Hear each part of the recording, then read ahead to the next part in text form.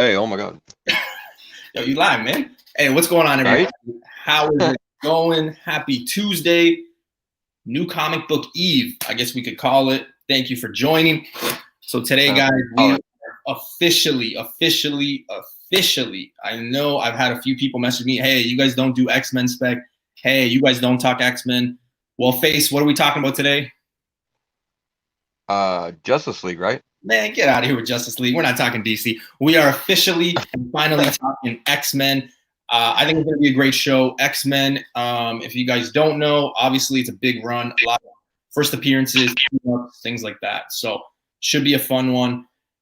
We, however, have a really good special guest.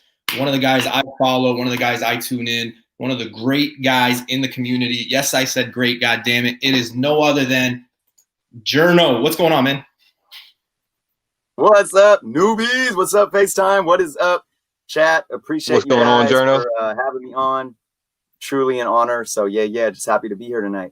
Yeah, man, for sure. And I figured, you know what? I was watching one of your videos. I think it was like a week ago, maybe 2 weeks ago. You got heated on this one character, and I was like, oh man, this is what I need. I need Jerno to come on my show because I always sound like the crazy one. So I appreciate you, brother, for joining in. Guys, if you don't know and you aren't familiar with hold on. So you brought Jerno on the show, so you're not gonna sound like the crazy one? You still gonna sound like the crazy one, dude. I'm crazy. We can balance it out. If you guys aren't familiar with Jerno, I put his YouTube link in the description. I also put FaceTimes as always. So make sure you guys go sub up and check out their content. Before we get started, FaceTime has FaceTime, why don't you talk about it and you just let me know when you want me to pop up the images. All right, brother?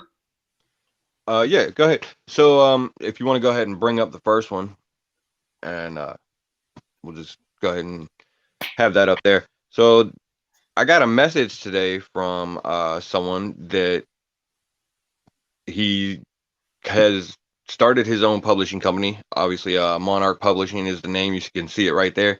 And he's getting ready to put out a comic book here in the near future. I believe he said it's coming out like February 18th or 19th. It's looking like it's going to be on Kickstarter. Okay. And comic book is Beowulf, and it has to do with the story of Beowulf. Now, this is a new take on it. And if you want to go ahead and flip over to the cover there. All right. Boom. And I'm all right. So yeah, this is I'm not sure if it's actually going to be the cover of the book or not, but it looks like, you know, it's the cover of the digital preview copy. And you know, when he sent it to me and everything, I decided to check it out, and it's got some nice clean art on there. And it's like I said, it's a different take on Beowulf's story from what I'm gathering of it. It looks like it has to do with maybe more of a modern, like, reincarnation of Beowulf. And there's a talking cat. So, like, you know, I read the 6-page preview that you can get for free. If you go over there to monarchpublishing.net, you can download the 6-page preview and check it out yourself. And yeah, it was intriguing enough. I'm gonna pick it up whenever it comes out. And yeah, for sure. And thought maybe, you know, I'd share it in case anybody else wants to check it out. And something that's really hot in today's community is those previews. So not a bad idea to pick it up for sure. Right. And, you know, like these indie comics and everything, man, like they're the heart of the industry because, you know, these guys, they start out, you know, doing these indie comics and everything like that. And that builds them up and they end up, you know, jumping up to, you know, the big 2 and 3. So yeah, we got to give attention to all these indie books when we can. Absolutely. All right, before we switch gears and we go Xmen, I just want to say hi to everybody in the chat. We got Coco. We got Universe X. He's already drinking. What's going on? Yeah. Sam, Renos, Johnny. Just found out he's Canadian. He's a presser. So all the Canadian guys, make sure you guys go hit him up. I always try to give my love to the Canadians. Grant, what's going on, man? Oh, okay. So there we go. Grant is actually he's the guy that's doing the comic there. Perfect. Sith Lordy, what is going on, brother? Boom, boom, boom. Comics Talk Weekly. Man, there's so many comments. Can't keep up. Hyper, what's going on, man? Happy birthday to Hyper. That's why he's not here. Whoa. Boom. Marvel, what's going on, man? So we got a few people in the chat, a lot of people in the chat. So thank you, welcome. We just talked about an indie cover.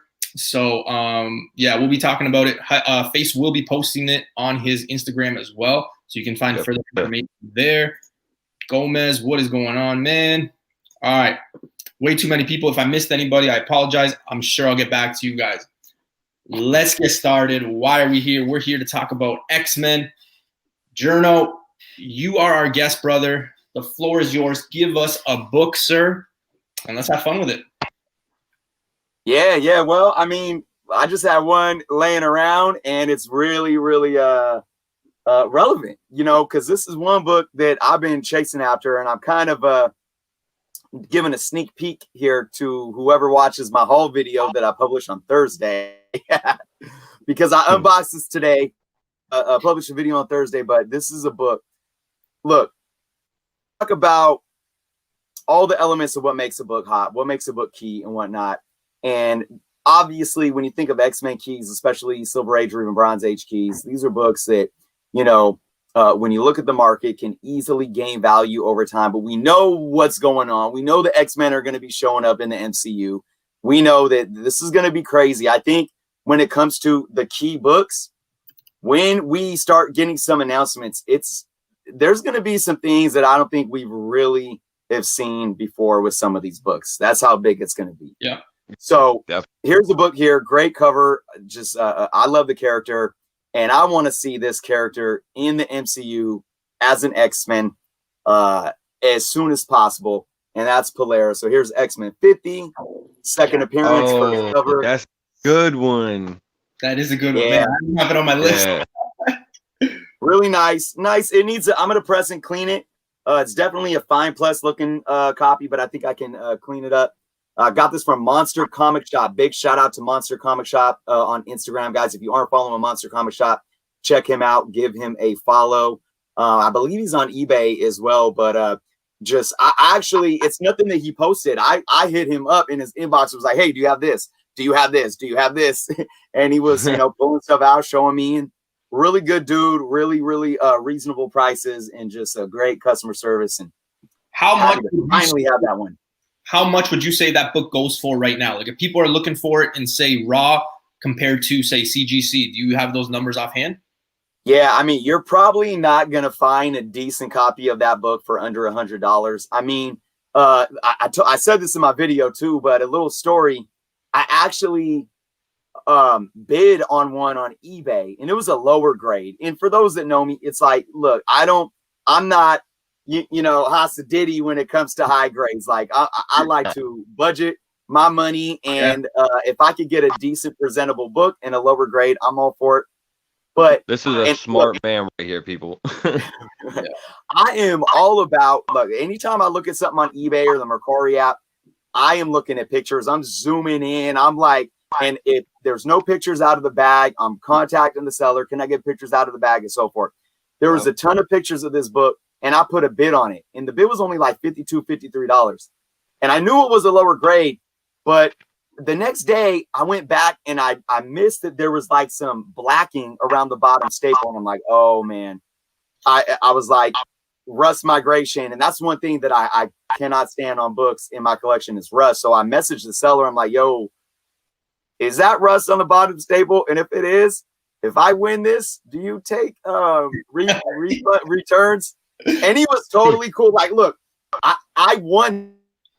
He refunded for shipping it. So much kudos to this eBay seller, because he could have absolutely shipped it out to me and it was mine, and that's on me. So, but the point I'm trying to make was that this book ended up being like $50-something, and it was probably already like maybe a 2.5, but with that rust, even worse. So yeah, so that's why when I say if you want a decent copy, you're probably not looking at under $100. you know, but then when you start getting in the high grades, this book has boomed over the last couple of years. So, and you know what? That was actually a question I was actually going to ask you guys because I wanted to get you guys' opinion. Is even when you look at, say, smaller characters, and I mean smaller as in, like, you know, when you think of Xmen, you might not necessarily think of Polaris, right? But there's a lot of characters that you go and look, and it's like you're checking and you're like, wait a minute, this character's not even popular, but it's $100 book, right? Like, it's just crazy to me when you look at the Xmen run, how many characters the money value is up there, even though they're not that popular, let's say. I mean, they could be popular, but Polaris has a following, though, like a really strong, like, I mean, she's one of those characters that's sort of like Beta Ray Bill is for Thor, man. Like, she's got a very strong following that's very passionate about her, you know, her characters. Yeah. Yeah, I agree though. And look, you know, Kevin Feige, who hasn't said much about X-Men, you know, did talk about they wanted to have a new feel and a new look. So that's why I'm really hopeful that, you know, I mean, you got to have some of your core members, but I do believe that Marvel Studios is going to introduce some characters that we have not really seen in live action yet from the Fox franchise. Yeah. Well, I agree. Speaking of characters that we technically haven't seen, but technically, I mean, realistically, we did. So take for what you will that. That leads me to my book, which Jerno, I mean, I wanted to start super guns firing. Let's go. Let's get it out of the way. But I am talking about Xmen Annual 14. You know, you can pick these things up like for nothing. I've got 2 graded copies. Well, why is that relevant, newbie? Here's the thing. It's one of those arguments. It's one of those fun arguments. You know what I mean? I really enjoy the arguments. Not to say like I'm promoting arguments or fighting, but it's just one of those books that it's like, okay, it doesn't have its due. Like, it has no, people don't give it respect, because you look at what the definition is, and Jerno touched on it in, I think it was a live, it wasn't even a video. He was talking about this book. I mean, somebody has to come out and give us a definition, because this is the book. I have 266. I call it the thong cover. Like, Gambit is wearing a thong. I don't know why they put a thong on him. You know what I mean? I think this is the book. You can find this book very cheap. Here's the thing. That's the key thing about this book, is that it's still cheap. Gambit, you guys always hear me talking. If they can market something, it's going to be successful, because you're going to see all the merchandises and things like that. Me personally, I don't think we're going to get a Wolverine. I think we're going to get Gambit, Storm, Cyclops, Beast, Iceman, Colossus, things like that. I mean, I think crazy as hell for thinking we ain't getting Wolverine. I don't know. I don't think so. I would love to get Wolverine, bro. They're definitely doing Wolverine. I would love to see him. You know what I mean? But I just think that Gambit will be the focal point, the one character that, you know, a lot of us who watch that 90s cartoon are gonna, you know, like, we have an attachment to him. Like, he hasn't, like, I don't know about you guys, but when they said Channing Tatum was playing it, I mean, I could care less about Channing Tatum. I was just happy that they were going to make a movie about it. You know what I mean? Did I think that it had legs to be a solo movie? No, not right off the bat. You know what I mean? Like, build his cred and then do a solo film for sure. But this book, man, is always slept on. I have yet to go to a shop where I have not found this book, like, at all. I pick them up even if it's really bad, for like $2 to $5, and then I flip them. Like, I keep the really high grade ones, and then I flip the other ones, because it's a book people should be stacking. I don't get it. I don't know. Yeah, I mean, it's definitely a solid book to have in your collection, sure. In regards to Channing Tatum playing Gambit, maybe I was alone on it, but when they said Channing Tatum, I was the opposite of excited. Well, I was more excited of the fact that they were getting something like traction on Gambit, not necessarily Channing Tatum. Just, I was excited for the fact that, okay, they got a big name actor, because at the time he was, and the fact that we were finally going to get Gambit. You know what I mean? So they would have just had to recast him, though, probably, because the movie would have been shit. Yeah. Jerno, your thoughts on this? I think you are team Annual 14, correct? Myself? Yeah. Oh, well, I guess you got to kind of define what you mean by team. And I'm looking at, calling it a true appearance. For me, I'm with you in your sentiment about any considered cameo appearance. I think the market in terms of value is dictating that, look, second best things matter, regardless of what we label them, right? 266, we know it's his first cover that sells, right? We know how it's been labeled, his first full appearance. What's the next best thing when that book starts, getting out of hand? We see it with ASM 300. It's blowing up. That's allowing 299 to start, increasing as well. Same with Hope 180. So I'm all for these second best things next to that big thing. With this book, though, like I said, going back to your sentiment, it doesn't get respect. I do believe it should. What we call it and what we label it, I think that's a whole different story. Yeah. And I always say this too. I say that what we label the books shouldn't matter to how we value them inherently. And when I say value, I don't mean money. Yeah. It means, but this is why labels matter. Labels matter because we value what's going on the cover or inside the book. And that then domino affects the actual monetary value of the book. The label should be there to help us understand how we should inherently value the book. For example, I do believe that most collectors value a book more when we see the character for the first time throughout the whole story, rather than just seeing them on a back page or seeing them in the middle of a book for 5 panels or something like that. I'm not saying that book can't be valued, but so I think that's why the label of cameo versus full matters, just because without opening the book, we should know, oh, this character is actually in the story, appears throughout the book. It's their first cover appearance, yada, yada, yada. Now, that leads into, well, what is this book? Is it a cameo? Is it a full? And my argument around this is look, I can't argue that the Gambit's not on the cover and Gambit is on the cover of 266. That's going to push that book to be probably more valuable just because of that. When you say the word true, I don't like to use the word true myself when we talk about appearances. What's a true appearance? Sure, the first time we see them, right? So we saw Gambit here, no matter how brief or how long. And it came out before anything else. So yes, it is truly Gambit's first appearance.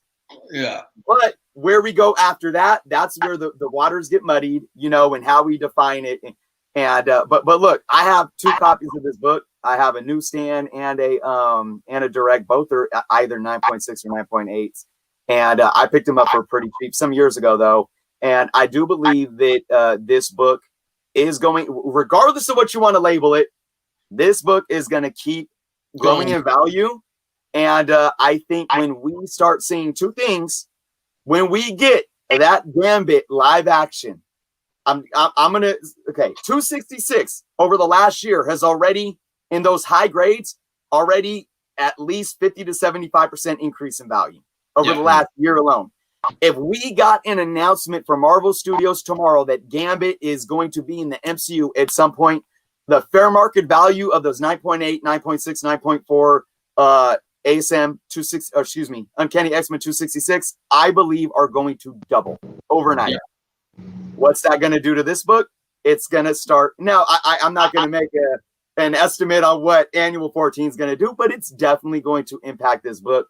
I do feel this book should and will continue to increase in value over time. So I do a horrible job of bringing up prices, but I always do remind people I'm located in Canada. The prices that I say are Canadian, so keep that in mind. But you're absolutely right. Uncanny X-Men 266 in a 9.6 January 2019 was selling for $245 Canadian. Okay, 2020 or 2021 January, it is now at $400. So you see it, and you're absolutely right. Once they say, hey, this is going to happen, it's going to spike, what are people usually doing? Well, let's look at the facts. You can't afford Tales of Suspense 39. What are you going to do? You grab Iron Man 1. You can't get Werewolf by Night 32. What do you get? Moon Knight 1 or Marvel 28. What do? You can't afford Fantastic Four number 4. What do you get? Submariner number 1. So yeah, I think that's going to have the same effect with this book. Best advice I can give you guys is just pick this book up. It's fairly cheap. I think a 9.4 CGC is $85 Canadian right now. So 9.6, I don't know what it's going for. That's the last one I picked up. It was $85 shipped for a 9.4. I thought, you know what? I'll get my money back one day. It'll probably reach 150, 160. So whatever. But yeah, it's probably the hottest thing. One of the hottest things when you talk Xmen Spec to talk about is this Gambit thing. Which book do you want? But Jerno, you're absolutely right. You can't go wrong with either. It's probably best just to have both. Did you say you had 266? No, that one I do not have. I should have pulled the trigger. I was like right when COVID hit, I was thinking about pulling the trigger and I didn't. And I absolutely regret it. So we'll see. It's on my 2021 want list, but you know, it's something that I'm hoping that there's no announcement for any live action within the next year for Gambit, to where it might come down a little bit, but you know, that's going to be a slim moment if it does, because like I said, I mean, long term wise, even regardless of live action Spec, long term wise, 266 is going to keep increasing. But I always talk about ebb and flow, you know, even when you look at the stock market. I mean, I talk about thresholds. So I'll give you an example, and I'm just throwing numbers out there. Say I could have got a near mint raw for $100 in January of this year. And I'm just throwing that number out there. Yeah. Right now, and say right now it's going for 200, double the price. Well, maybe in a year from now it cools off, but it'll never go to that old threshold of $100. Yeah. Maybe it'll drop down to 160 and sit at 160 for a while, but then it'll start going up again, and that 160 is a threshold, and then it starts going up above 200 and stuff like that. And if you analyze stock market, that's how a lot of healthy stocks work. Because what happens, or what can happen, is say a stock is doing really well. What happens when a stock's doing really well? People might buy, sell their shares. And when they sell their shares, that puts more on the market. So initially, you might see that that stock drop in value briefly. So the same thing with a book. The 266 been hot. Maybe a year from now, people start selling that book because they know they're collecting that big profit margin. It might dip the price down a little bit, and then I'm hoping that's what I could buy, because once people start, buying and hoarding them again, it's gonna keep going. Yeah, absolutely, man. I totally agree with you. Totally agree with you on that. But it is one of the stronger. It's one of the stronger specs in the X-Men as far as coming to the MCU. I mean, other than the staples like Wolverine and Storm, everything like that. Like Gambit's coming. Like it's only a matter of time before they give us a Gambit. Yeah. Oh yeah. So. Oh, I just checked sales too. Just last week, a 9.6 annual 14 CGC sold for $115, and that's a record high. Wow. So yeah, it's like you said though. These books won't come down. They won't pass that threshold. So yeah, I'll always pass it up. I think the second one I got, my newsstand issue one that I found, I paid $6 for. Nice. Newsstand, and I just have to go get it pressed.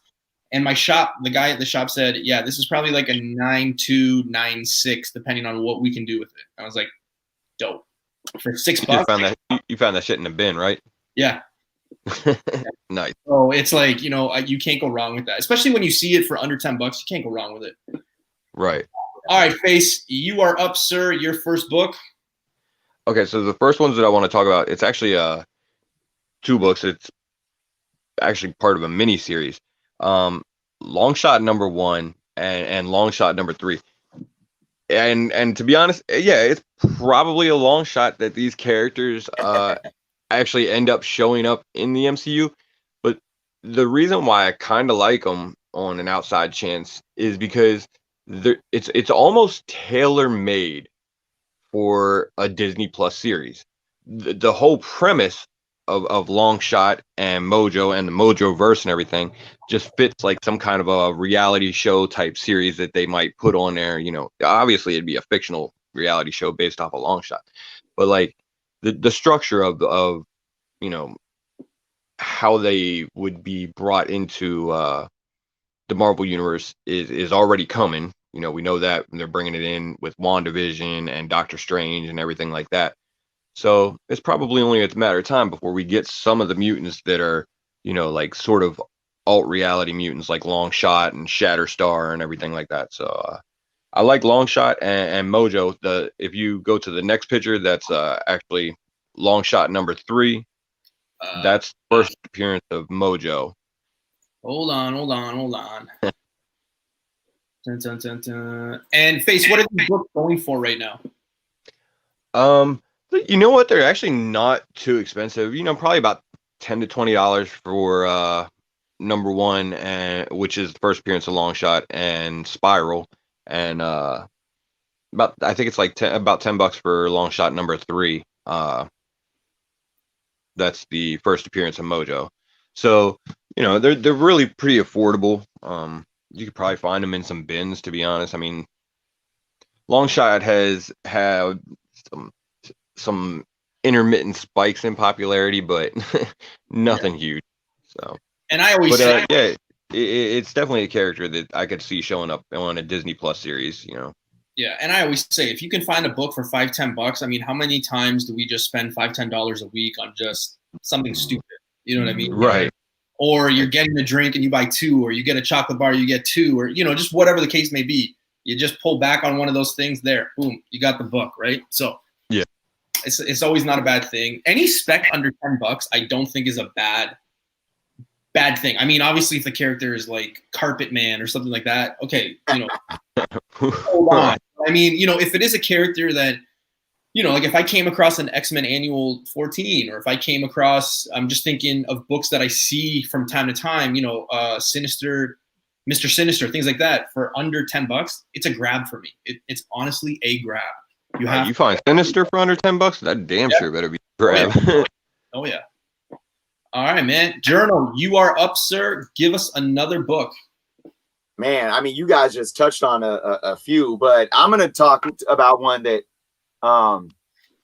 might be a bit obvious, but that's Avengers Annual 10, man. I got my copy somewhere. Yeah. I think it's what is it, 8.5 CGC.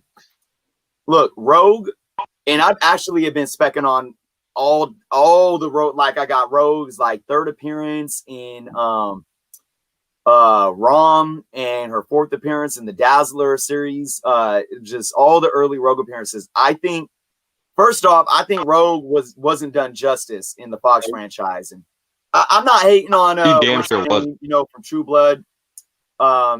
She's a Anna Paquin, whatever. She's a great actress and all. She's done some good stuff, but I just, whether it was her or the writing or both, it wasn't Rogue.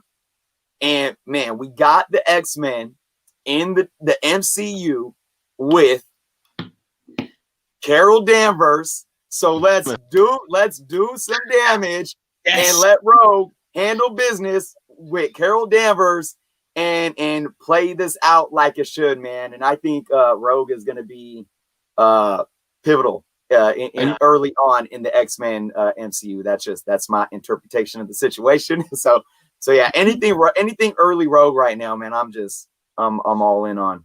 So I was speculating a while back, even before, and I was very vocal about it. I said Rogue is, you know, I've said it a few times. Face has heard this multiple times. I think my girlfriend heard me say this multiple times. But Rogue was my first cartoon crush. Okay, right. You know what I mean? Like the way they did her, the way she was, I loved it. It does Xmen '92 series, man. She was every fucking kid's crush. Yeah, but here's the thing. You're absolutely right. She wasn't done properly. The thing that I think they didn't capitalize on was They didn't give the mutants their suits. Like if you would have had a rogue with a, I want to see the green. Yeah. Yes. I want to see that tight brown jacket and the green, and just let's go. I think they bring her in. I think it's a very good book to get. I've had seller's remorse because I just sold mine 2 days ago, a 9.2. Oh yeah, you should have seller's remorse. 197, and then I checked the next day, so yesterday, and it's already up to like 225, and I'm like, oh man, are you serious? Like it was just one of those. Turned around and relisted that shit. So yeah, this is another book. The only thing I think hurts this book, and it's small because like the prices keep going up. It's going to be one of those books that a lot of people get because they're going to market the shit out of her. They're going to make it be a success. Is the fact that it is probably one of the ugliest covers. Yep. Like that is one of the ugliest things I have ever seen. Yeah. First of all, they got Iron Man like knocked out, so like automatically that's a me, But well, now hold on, that just made the cover go up in. Going on. And somebody had told me that actually in on the cover she's there, but in shadows or something, and that Mystique is there, or whatever. I don't see it. I need to grab my book now. I'm like, what? Right? Yeah. She's in the shadow. I'm like, you know what? There's like 100 people in that cover, so I don't know. Yeah. But yeah, I'm having a little seller's remorse because I think I sold it too early. But yeah, I mean, if you have Gambit, you have to have Rogue. I think, in my opinion, I think they're going to capitalize also on that relationship. So I'm going to be on the lookout for sure. Actually, not too long ago, just picked up the Avengers Annual 10, and I'm still kind of salty about it. I picked it up from like a pretty respectable company that they I don't want to say they guarantee their grades, but they're pretty emphatic about how good their grading is, and usually they're spot on. Everything else that I bought for them has been, pretty spot on. But so we grabbed the Avengers Annual 10, and when it came in, man, like the cut on it almost looks like if I send it off to CGC, it would get a resto tag on it, because like it looks like they just cut off a fucking edge or something. Oof. So yeah, I'm having to deal with that right now and trying to get that shit worked out. But man, that cover is fucking horrible to begin with. I think there's another book that we'll talk about, but I think it's almost like tied for, and I'll probably get some people hating on it, but me personally, we talked about it in the backstage area. Right. There's another one that's like pretty ugly, but it's pretty expensive. But hey, whatever. Buy what you want. I mean, yeah, that one is a bad cover too. That Rogue. But I'll bring it up, and yeah, I'll bring it up after the next go around. All right, my next book is a book that I think something new that's taken over our community is first team ups, first crossovers, things like that. Yep. I think you're going to have two of the biggest teams come together. I think this book will be something very. I just see something in it. It's early Fantastic Four. Again, you look at the prices; they're in Canadian. A 5.5 sold for 180. I mean, that's roughly what you're looking for in essence in like a really good book. Anyway, you're looking at that 200, 220 range. You're looking at early Fantastic Four. It's the first time Xmen and Fantastic Four are there. I could totally see it. I think there's a lot of people on the train of, Secret Wars coming.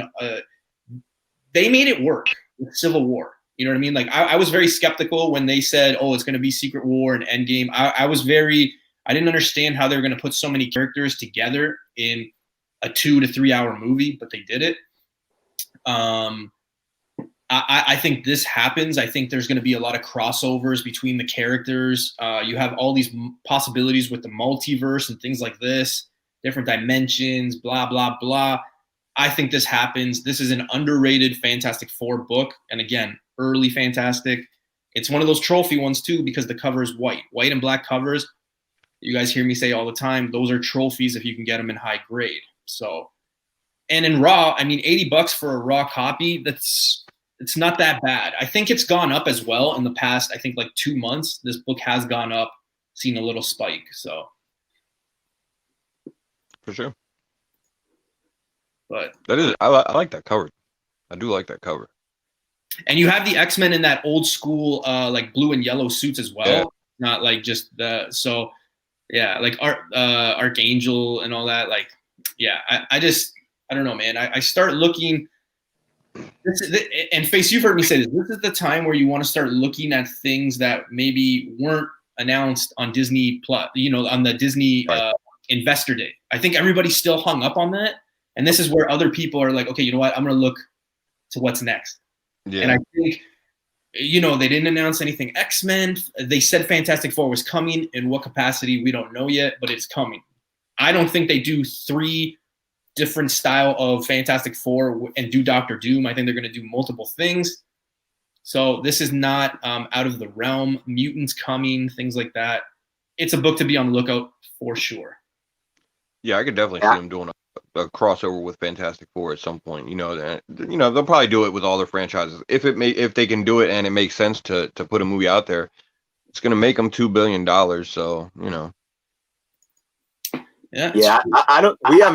We have not seen. It's crazy to think about the MCU being around for 13 years now, and it's like they're just getting started. All these people that are like, "Oh, after Endgame, I'm done. The MCU's done." It's like, dude, this is just the beginning. We have not seen anything yet, and I don't even think our minds can even fathom what's going to be happening. And you're right, Novi, man. I feel you because there's so much like. I talk about this too, the levels of Spec, like where, you get an announcement, you get a casting, you get a trailer, and then at each, point of those things, like the books start going up. But it's like there's so much out there that it's like nobody's specking on, or, it's not getting talked about. Let's go after that. And that's why 4 years ago, I was always into older comics. Yeah. But 4 years ago, I made it an effort. It's like, because I would always raid like 50-cent bins and just buy random crap. And I'm like, I'm going to stop hitting up the store and spending $50 to $100 on 50-cent books and getting like, $100 or $200 50-cent finds. And I'm going to focus on Bronze Age, random Bronze Age, maybe early Copper Age stuff. And maybe I come away with 50 books. But these are books that, if I'm hitting up my local A1 Comics sale, 50% off, and I'm finding Bronze Age books for $3 at half off for $1.50. I can guarantee you there's a large stack of books that I purchased over the last few years that now have increased in value simply because of so much speculation with the growth of the MCU. Exactly. Yeah, I totally agree with you, man. And you know what? There's nothing wrong with collecting what was already announced. It's just I think there's so many people just like this. They're tunnel vision. It's like no, this was announced. I'm gonna do this. And Face brought up a good point when it first came out. He said, the last time they did this, they announced a few things too. Some of them didn't come to fruition. Some of them they added later, and some of them, like me personally, do you honestly think that they told you everything that's going to happen? No, they got some tricks up their sleeves, man. They got some aces. You sit and watch. You wait, because like that's just the way it goes. Like they're not going to show their whole hand. It's like playing cards and you show, hey, this is what I got. You know what I mean? Like it just doesn't make sense. So just be on the lookout. I think and again, everybody collect. But when people ask me how I collect. Currently, I'm not collecting anything that was already announced because it's already reached the peak. It's already, because anytime you try to get a book and say like someone's selling it for $50 and you're like, hey, I'll come in at 40. This is the response you get for every book. Well, man, Marvel just announced something with it, so it's going to be hot. Yeah. Okay. Yeah. Sure. You're right. I'm not going to argue with that. Yeah, you're right. But you're also at a ceiling for some of those things, right? So. Well, that's the thing. Once it becomes, once those announcements are out there and everything like that, it is hot. So you're paying a premium for them. So that's why I always try to get, especially the new guys coming into this in this community. I always say, start looking outside of what everyone's talking about. Like, look for the next thing. You know what I mean? So, yeah. All right, Face. Your next book, sir. All right. So This one is probably you know, maybe not quite as strong as like Gambit and Rogue, but probably pretty strong too, because you know, X-Men 244, it's the first appearance of Jubilee, and you know, she's one of those X-Men 92 staples.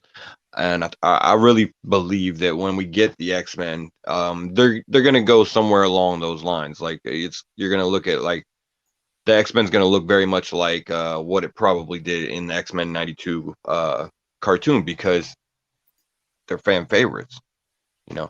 So even if she doesn't show up like, you know, right away in the first movies, it's just a matter of time on Jubilee. She's gonna be coming to the MCU too. I actually had this book on a book I wanted to talk to. I think Jerno maybe did too. Yep. Yeah, probably everybody had Jubilee. Yeah, I think there's so many things right with this book. Sadly, the next comment that I make, it's just sad, but like where we are in society, okay, with, you know, equality and things like that. This issue is called, I think it's like the women something, I forget, and that I'm not really being a good ambassador for the title, but it's like it's about the women, right? Jubilee, she's half Chinese, half American, so you have that going for her. Yes, I wouldn't say she's iconic in the sense of like Rogue and Gambit, but you're absolutely right. In that 90s cartoon, she was a big factor in it. This book has seen, if you bought this book a year ago, you were paying almost double than you are right now. Like this is probably the time to buy right now for this book. 100%, this is the time to buy. I think it's gone down 22% since January 1st, 2020 to now. So I mean, this is a great book to pick it up, and it's like you said, it is a great time to pick it up because, yeah, it's hitting one of those valleys right now because people were just kind of forgetting about it. And, you know, it's a good thing so that you can jump on it. And here's the thing too, like it's not like she's the greatest mutant. She's not going to take down Magneto. She's not going to take down Sinister, Apocalypse, anything like that. But can they market it? And that's something that they do a really good job in, even in DC and things like that. Like if they can market a character, it's going to be successful. Like I'm sorry, Captain Marvel, to me was garbage, but they marketed the shit out of it. Like you had a whole aisle in Walmart dedicated to her.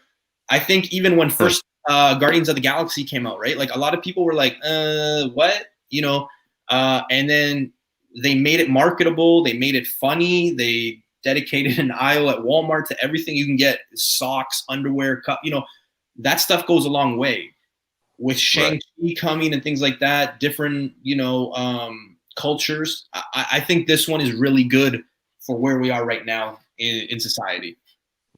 And she, you know, in the early days of Jubilee, like Johnny was saying, she was kind of like whack. I mean, her powers were like she shot fireworks from her fingers. Like she is young. That's not really all that impressive. Yeah. But yeah, over the years now, she's actually got some pretty significant power ups now. Like I think her shit, like she can equate her shit to nuclear bombs now or something like that. Like they've done some pretty crazy stuff with Jubilee over the years. I think she's a vampire or was a vampire at one point too. Like, yeah, she's got a baby. She's got a baby now that's a dragon. Like, and Jubilee's storyline went very off the rails at some point, but that 92 version is a fan favorite. So yeah, I definitely think you'll see her in the MCU. Yeah.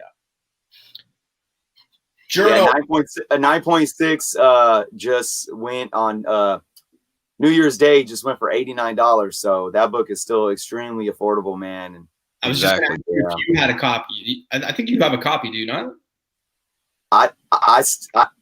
Me or Face? No, you. Yeah, I think I saw a show in the summer that you had it. I think you sent. I still have the one I got off of the newsstand. Actually, right? I think my brother bought it off of the newsstand, and it ended up in my collection. Wow, solid deal there. Jeez. Yeah, I did not get mine off the newsstand, but I do got it. It's just crazy how, you know, like you go back a year and it was almost double-ish. Like I remember seeing like 9.6s for like 300 Canadian.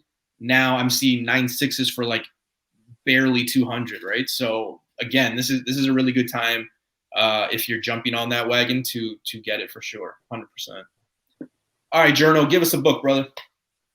All right, I think it was Azores that brought up when we were talking about Rogue, so I'm gonna bring it up, man. And is it right? I don't know. Maybe I put it away. Oh, nope, that's not it. I did put it away. Yeah, sorry guys, can't show it off. But I just caught this. It was on my 2021 want list, and that was Miss Marvel 18, the first full appearance of Mystique. Because with Rogue, yeah, I talked about Rogue. We got Carol Danvers, bring in Rogue and bring in Mystique. Now here's the interesting situation though, because I thought Jennifer Lawrence was a great Mystique, man. That's one of the highlights I thought of the Fox's franchise, which I felt there were very slim highlights. I really, besides Logan and Days of Future Past, I mean, all those other movies can be a wash. Yeah. But Mystique, man. Even though, hey, bring Jennifer Lawrence back in the MCU. I don't know how Feige or any of them would like, but I know we got Ryan Reynolds coming over. We know why that's the case. I don't see them bringing over anyone else, but I still think they can bring over Mystique, even with the recast. I think the problem with Jennifer Lawrence was it had to do with her makeup, wasn't it? Because they if you look at the Fox movies, her makeup they got more slack with each movie. Like her makeup in the first movie was fucking wow. But then that last movie, Apocalypse, it was like they phoned that shit in. And I think there were reports anyway that she didn't like wearing the makeup, but who knows how true that is. They may have just shipped the shit in, to be honest. I hope they bring back Jennifer Lawrence. That would be great. Ooh. She did. She killed it as Mystique. I watched Red Sparrow, where she's basically like half naked, and I'm like, why can't they do that? Why can't they do that? She is, bro. You know what I mean? Yeah, I think it was good. The thing with that costume too is because remember the first Mystique, well, not the costume, but the makeup. Do you guys remember the first Mystique? It was that Sports Illustrated model. Rebecca Romaine Lettuce. Yeah. Yep. And she said the same thing. She said the paint and everything, like it wore down. The same things were said with Gamora. Like, it's crazy to me how in today's technology and movies, they can't just just CGI it almost. You know what I mean? I don't know. True, but for the money that they're making, I mean, come on. Yeah, but if you had to shoot a movie every day for like 10 hours a day, right? And you had to sit in a chair for 6 hours, if I'm playing for a couple $1 million, yeah, sign me the fuck up. Right? But listen, say I'm playing Wolverine and you're playing Mystique, right? Like you have to come in 6 hours before I have to, and we're going in the same scene.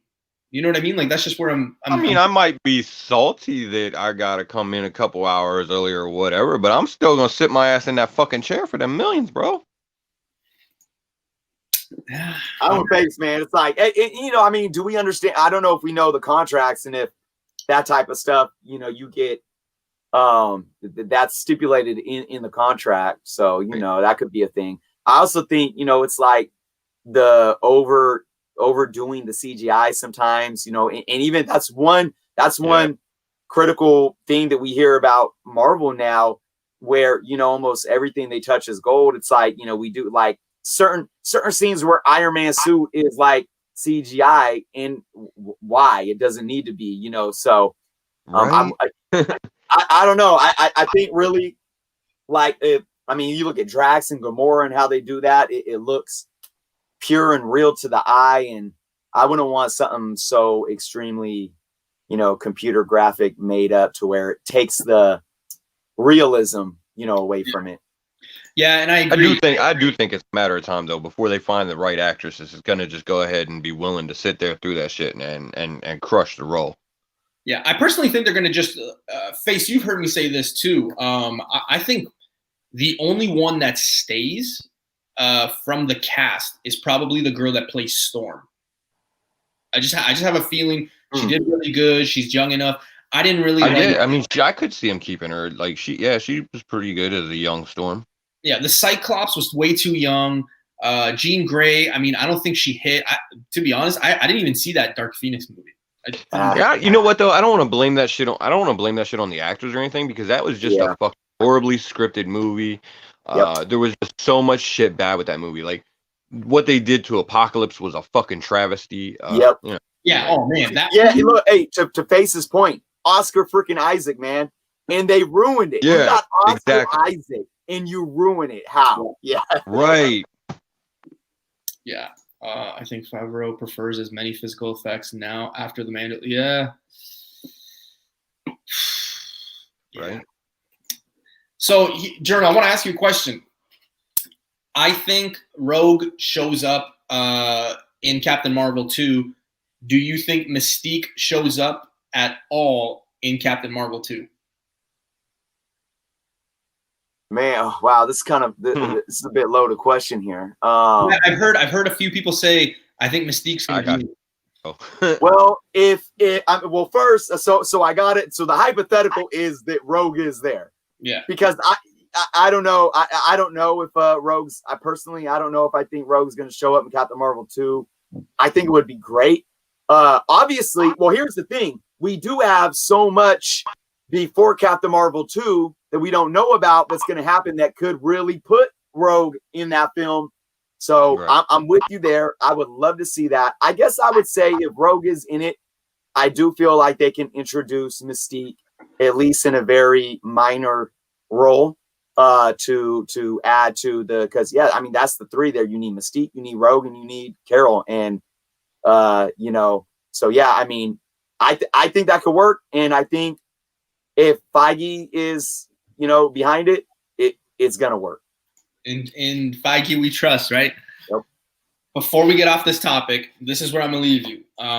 If some of you may not have heard my opinion on this, I personally think Rogue shows up in Captain Marvel 2. She will be the villain. At the end of that movie, she does what Rogue does. She touches Captain Marvel, takes her powers. That's how the movie ends. That is how I see it. That is going to be amazing. And then moving forward, she'll join the Xmen and things like that. That's why I touched on that book too. Rogue joining the Xmen. Like, don't sleep on those when the character joins them. Like X-Men 139, when Kitty Pryde joins the X-Men. Like, people are picking up her first appearance, but why wouldn't you pick up when she joins the X-Men too? Like, you never know, right? Like, where the community is going to go. I remember when I first started years ago, it was like, get the origin and get the first appearance. That's changed so, like, it's changed so much. Even like month to month, it seems like it changes. So yeah, but Origins are making a comeback though, bro. Yeah, it's true. They're starting to make a comeback. Now, this is where I'm probably going to piss off everybody in the chat with my next book. Oh, here we go. I think I'm going to piss off a lot of people with this next one, only because I think this character is done. I think it's retired. I think it's going to be the next wave. I think the kids are going to come and play. Oh, shit, here. I knew he was going to do it. He's crazy as hell. Wolverine. Now, don't let the prices fool you. Yes, the last Raw 9.6 sold for almost $80. That is not scary at all. If you take into consideration that you're getting a 9.6 and just to get it slabbed is almost $50. It's not that bad. You can pick these covers up really cheap. I think I saw a near mint plus, I think $25 at a flea market. So they're out there. The only thing is, in issue 2, she dies. I don't know what that does to it. But this is, the first appearance of Laura as Wolverine. I'm looking big picture when all these characters kind of, like your Wolverine, your Spider-Man, who else has a kid? Just all these characters are done and we see new ones, because let's face it. I mean, I don't want to be an 80-year-old man and still having the same Wolverine or them doing Spider-Man. At that time, I want them to like have Miles or, like just have these new characters come, it's time. So, I always joke. There's 80-year-olds right now that are probably pissed off that they're changing Spider-Man and stuff like that. Like, but so you may get to 80 years old and be one of them cranky motherfuckers that don't want to change shit too. Man, I'm 32 and I've already seen Uncle Ben die 3 times, 3 different ways. Like, You're probably gonna see him die 6 more times. Like, let's go. Before you hit 80. we get it. Uncle Ben's gone. You know, bring the kids in. Let's see what they do, right? So again, it's not a bad book to spec on. This really got super hot. But I'm just, again, it's one of those things where I'm envisioning, you know, seeing her show up in the suit at the end of the movie, or in a movie, she comes in, you know, does her claw thing in the suit. I think it's going to be good. Let's remember, going back to what I said to Jerno about, you know, Rogue in the green suit. I think it would have been amazing. I still want to see it, but I want to see Wolverine in that yellow suit. Yep. You know what I mean? Yep. So if they can't do it with Wolverine, I definitely see them doing it with X-23. Listen, newbie, you are a brave man. You are a brave man. Rogue in Captain Marvel 2 is bold. I could see maybe Captain Marvel 3 or something like that, because you're effectively killing off that franchise, at least for a little while, because, you know, she goes into a fucking coma and shit. But Lord Kinney is Wolverine. You know what though? I do think you're right. Eventually, I think we'll see her in the MCU, but I think it's gonna take some time. I really think they're gonna bring in the OG Wolverine long before Laura. So I think you got a while on Laura, but it's, you know, the thing is though, for that book, it's still a solid pickup anyway, because, you know, her popularity's still, you know, growing in the comics. So yeah, man. I think for one, with Feige and team, man, they know how to take their time. Yeah. With something, and they know not to rush. They know what they're doing. Contrary to Warner Brothers with DC. I mean, I hate to say it, but yeah, it's very interesting. First off, they're not rushing into Xmen. They already said that. We had almost 2 decades of Fox Xmen films. We're gonna let it marinate, you know, let it get out of people's head, and when we hit them with it, we want them to be like, boom, as excited as they can. And I still think that even though, you know, Hugh Jackman did what he did with Wolverine, I still think there's a lot left in the tank to have, you know, Logan be in the MCU. But yeah, I will say this though, you never know. We're at kind of this, like I said, this is only the beginning with the MCU. You don't know what they can do with opening up this multiverse stuff, man. And I don't want everything being explained. Oh, it's because of the multiverse. Like that would suck. I think they're smarter than that, but still, it can open a lot of doors to where we balance out the fact that yes, we can have patience. We don't need to rush. But newbie, to your point, yeah, you have all these new characters, this younger generation. You know, but let's keep in mind, let's look at the Spider-Man situation where you have Tom Holland, you know, and then you got this hot character, Miles Morales.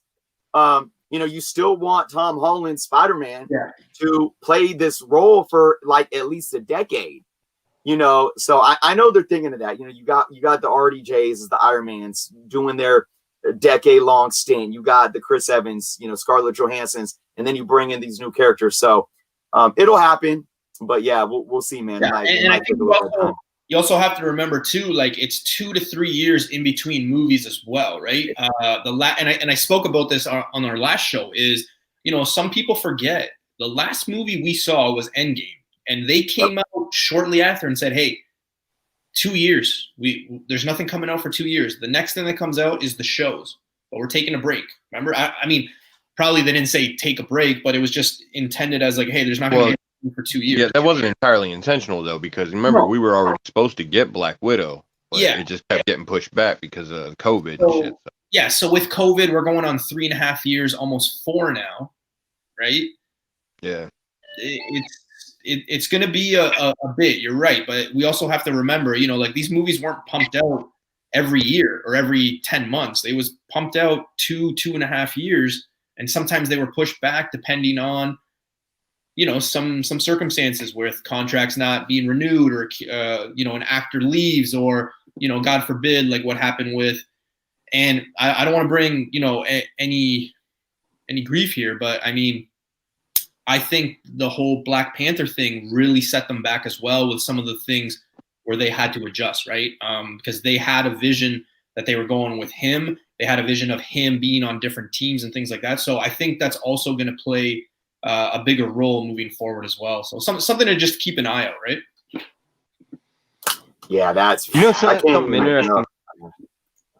Something interesting to that point about Black Panther and the whole MCU thing. Actually, I was just reading the solicitations for I believe it's Black Panther 24 that's getting ready to come out in the comics, and they're bringing back Killmonger. So, and we know Michael B. Jordan is signed on to appear in Black Panther 2. So it's just kind of interesting. But he's also doing Static as well. I mean, he's doing doing everything. I think they said he's taking part in like trying to get the production going on a Kal Ellis Superman movie. I heard he was pumped for that too. Yeah, it doesn't mean anything. Nicolas Cage. Right, he's just trying to get the project going on. Never got the chance, so you never had the chance. Sure. Oh, I had a question I was gonna ask you guys, but with the kids. Oh shoot. Okay. You know, it's crazy to think with that last book that I brought up, but I just want to remind people too. And Face, I know you told me once, but before they announced that whole investor thing and Riri Williams, you could get a 9.6, her first cover appearance, even number 3, a 9.6 to a 9.8 for almost like $30, $40 Canadian. That's literally just the cost of the slab. Boom. Literally, when they announce it, it almost goes up to $150, $200. Like it's crazy. So never really want to sleep on some of these books, even as crazy as it seems, because guys, I'll tell you right now, firsthand, I told somebody I was going to buy a 9.8 Invincible Iron Man 1. Why? Well, you know, it's Ironheart's first cover appearance, and I got laughed at like $38.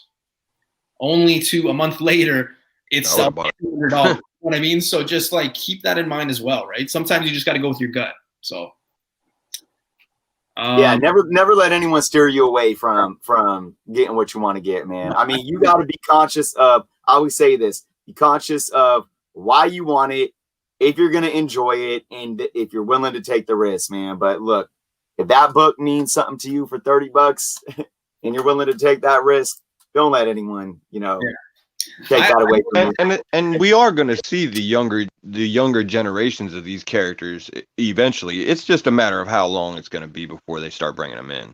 Yeah. So. Yeah. All right, Face, your next book, sir. I got it right here.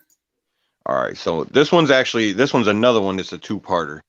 This is Captain Britain number 8, which is the first appearance of Betsy Braddock, who ends up going on to become, if you want to go ahead and hit that next slide. It's not a slide. Hold on. Next picture, whatever. You know what the fuck I mean. Okay. Let's see here. Boom. Is it this one? No, that's not it. All right. Well, keep talking. I will find it. Yes. So she goes on to become Psylocke in New Mutants Annual number 2. And the reason why I kind of paired them together is because like Captain Britain number 8 is great, but it's a pretty expensive issue to begin with. I think it's like sitting around like $300 or so for a decent copy. This one? Yeah, that's the New Mutants Annual number 2. I didn't think her first appearance was that expensive. Holy. Well, for Betsy Braddock, yeah. This one here, though, as Psylocke, is a little more affordable because this one's like around $50 you can get it for, something like that. So, but yeah, Psylocke's another one of those characters who, she's a favorite of a lot of people, and it's really only a matter of time before she does show up too. I mean, Olivia Munn. Are we okay with her playing that? Because I'll tell you right now, I was like jawed down when I heard she was playing it, and then when I saw her, I was like, yes. Bro, I was on board. I was absolutely on board with her playing it. But again, it was another one of those things where she suffered from the fucking script of that movie. Yep. Yeah. And the reason that we did get her Psylocke and Olivia Munn as Psylocke is because she is such a fan favorite. That's why I feel pretty confident that we're gonna see her again in the MCU, and it's probably not gonna take too long. Is there any rumors, or does anybody have any information if it was just she was signed on to do that one movie, or has there been any? I don't follow the character that much, so I don't know, but is there any like rumors or confirmations that she's going to be playing the character if it shows up? I think the original intention, I believe, was for them to do more than one, but they, obviously aren't because they sold the whole company and everything. So I think that whatever contracts that they probably would have had are probably not valid. She may still want to come back and play her, though. I mean, I imagine Marvel could approach her.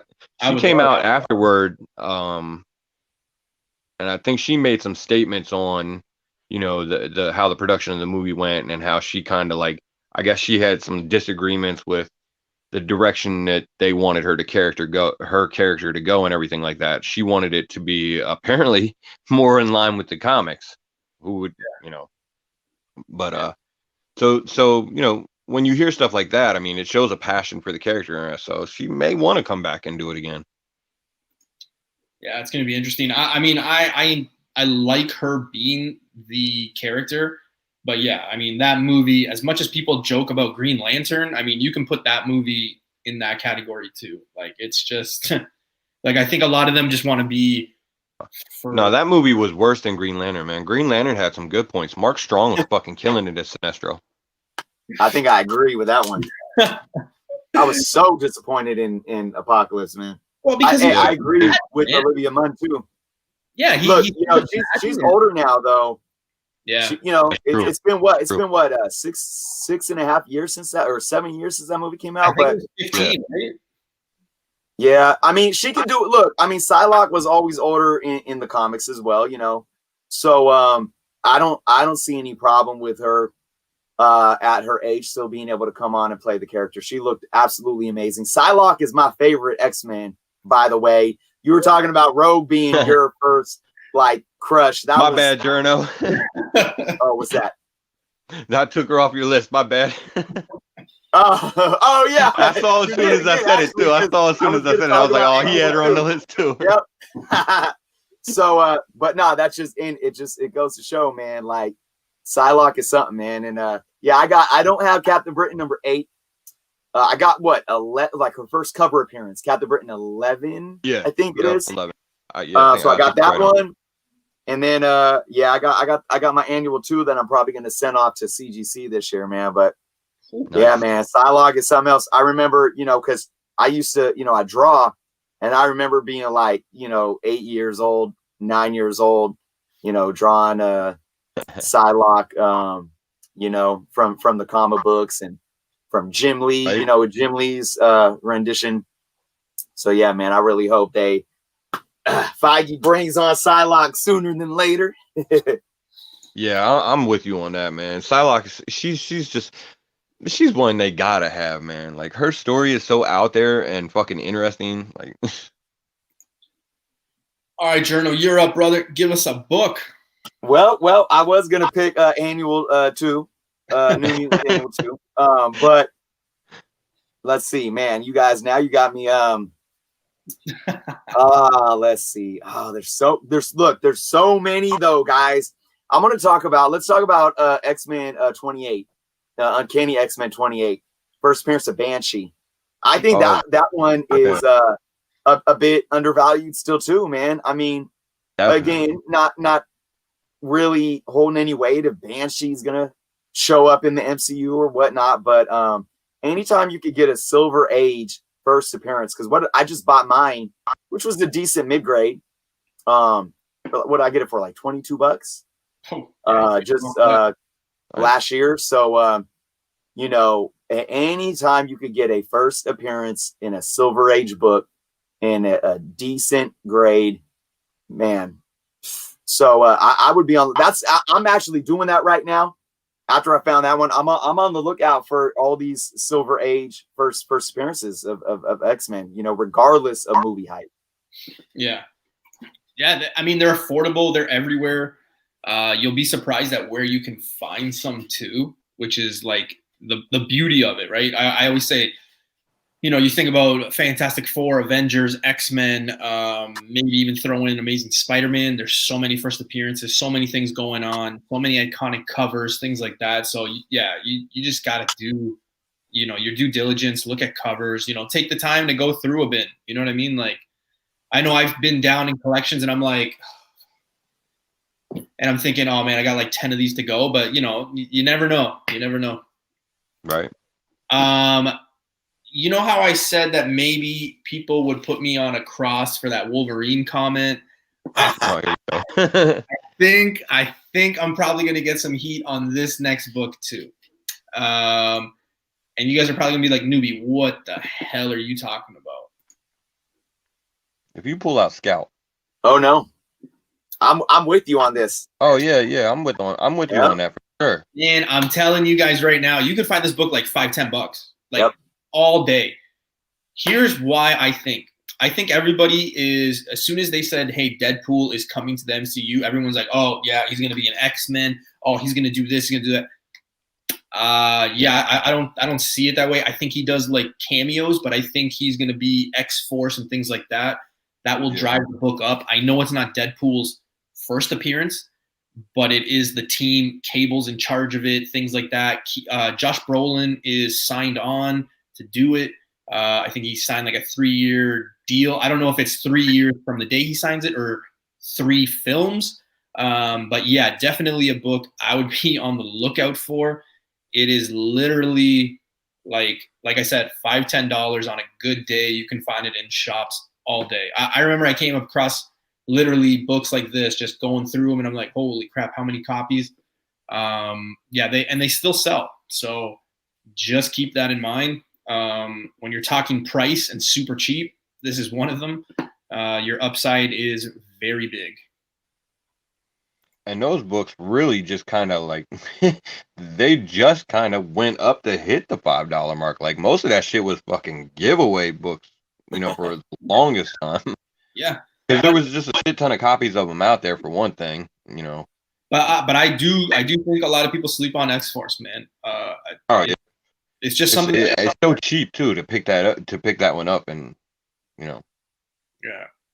Where are your thoughts? I think I've heard Face and my guys talk about it, but like, where do you sit on this whole Deadpool in the MCU? Like, where do you see him? Because we've already seen spikes in that Deadpool kills the Marvel Universe book. You know, like he comes back and all that.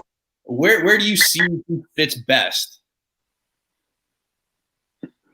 That's a good question, man. I'm gonna be honest. I haven't really thought about it, you know, too much.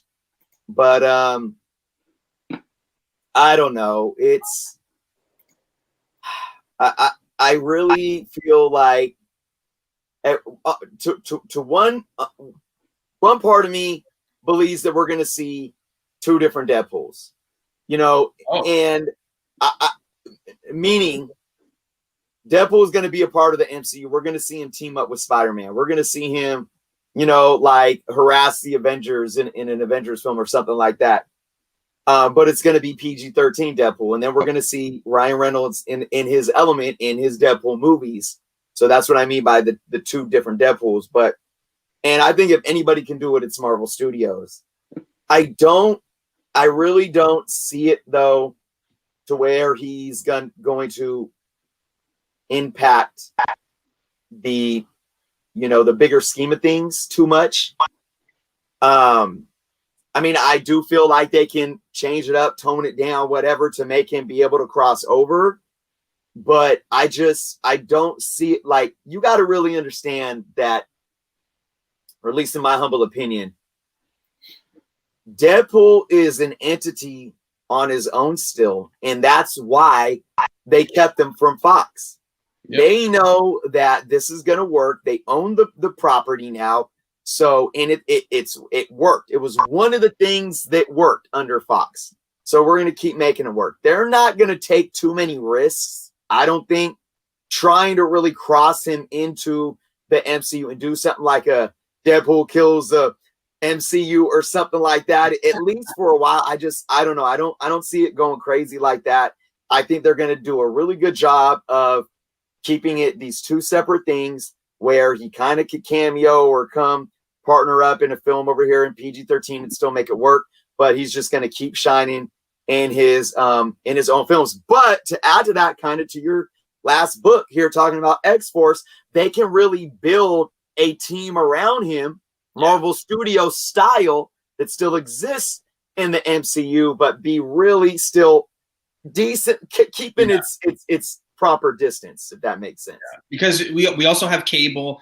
I mean, from what I've heard, they really like the girl to play Domino. I think shortly after that, they said that the actress was signed on again. So like, okay, if you have like all of them, aren't they? Yeah, if you have all these characters, like what are you doing? Like if you bring Domino into Xmen, like hello, it's probably not going to work. So what are you building towards? I try to read between the lines.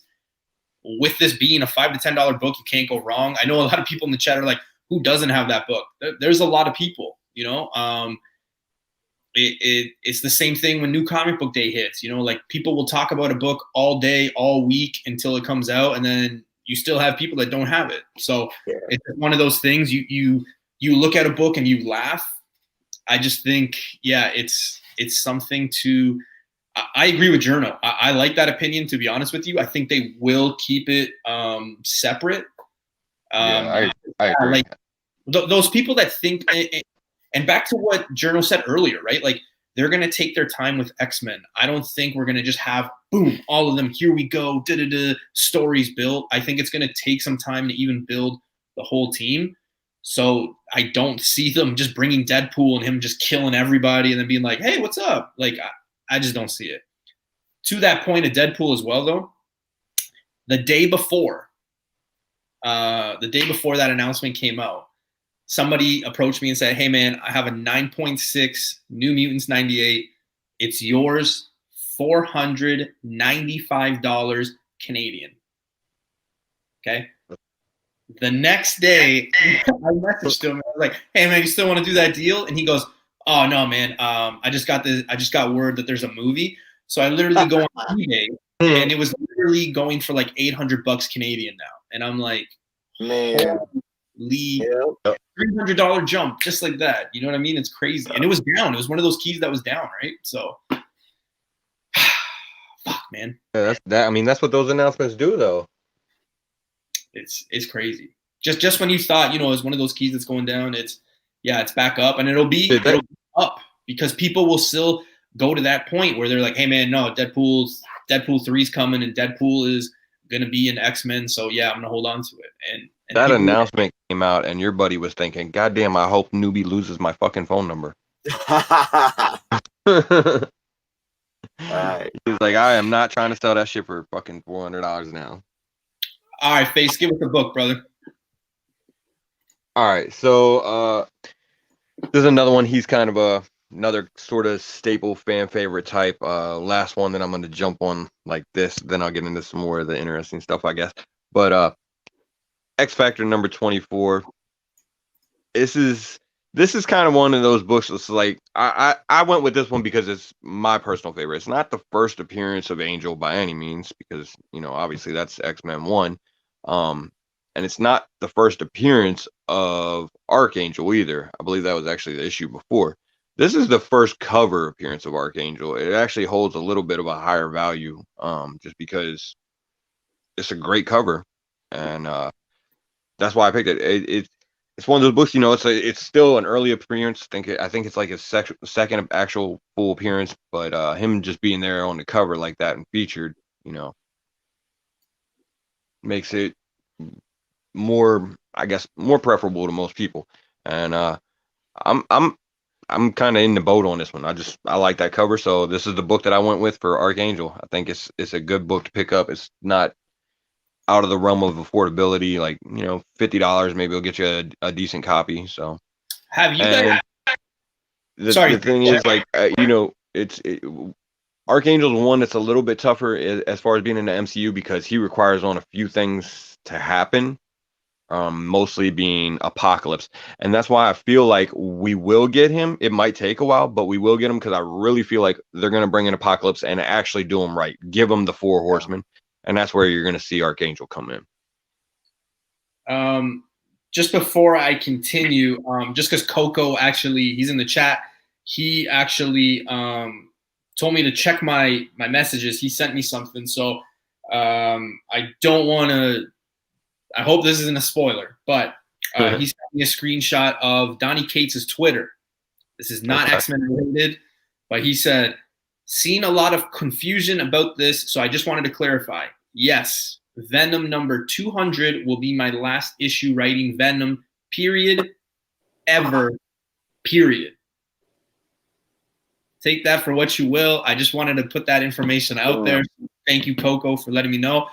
If you guys know anything about Donny Cates, he should be in boxing because he does great at hyping and promoting. Okay. I don't think it'll be the end. That's just my opinion. But yeah, I mean, it's definitely not gonna be the end of Venom, but yeah, like Venom will still be around in some form or fashion, I would imagine. Yeah, but maybe he's moving off of it to take on some other projects at Marvel, so he can hype the shit out of that. Yeah, he's still got Thor going on. Yeah, that's true. The one thing I wanted to point out with the X Factor, getting back to X-Men, is the Apocalypse. And I know we just talked about the movie, right? Yeah. But you look at those books. As soon as the movie was done, those books were back to being $5 to $10 books. If you go look at the cameo and the first appearance of Apocalypse, they're like surprisingly very, very high for what. Yeah, well, I mean, Apocalypse is a favorite. He's one of those villains that is a favorite and does tend to hold value because people like him. So, specking on villains is a lot harder because they're not like constant, especially with the movie industry now. Like, you get your Captain America and everything like that in every movie that Captain America is going to be in, but Red Skull might not be there every movie, so it's a little harder to spec on villains because they don't have as much airtime and stuff, when you're talking about in regards to these movies and everything. But Apocalypse is still, he's just one of those ones like Sinister, fan favorites. They just going to hold value. Oh, my bad. Evan, thank you for the super chat, man. Greatly appreciated. Evan is saying he's got New Mutants 98 Raw just sold, or he saw New Mutants 98 Raw just sold for $670 today. That is American, if I'm correct, because he is in the US. So that is crazy. Yeah, they're just doubling, so it's crazy. I'd like Case to take on Spider-Man. Yeah. Hell yeah. I would be down with that, man. I would be, I would be down with fucking just about anybody taking over fucking Spider-Man at this point.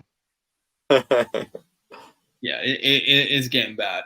So listen, let's get two books each, and then if anyone has to leave, Jerno, I don't know the time. I know the time difference, so just let me know. But yeah, let's get two books each and see where we're at. Sounds good. All right, man. So you're up. Give us a book. All right. I gotta pick a book that has been getting hot lately, and I think this is gonna keep getting hotter. And that's Jim Lee's X-Men number 4, First Omega Red. This was one of my favorites as a kid. And look, I know we've already had talk about him showing up in possibly in the Black Widow film, but yeah, I mean, there's so much that they could do with this character. And look, 4 and 5 have been getting hot. And 5 was a dollar bin book for so many years, and not anymore. I mean, you can you can still find a issue 5 probably for $5 to $10, but people are looking at it now. Just, man, we keep talking about it, and I keep thinking about.